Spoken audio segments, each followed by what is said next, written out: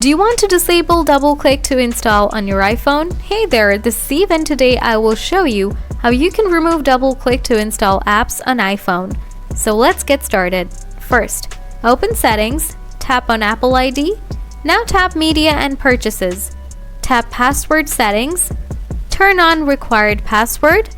Now get back to the main settings. Scroll down. Tap Screen Time. Scroll down.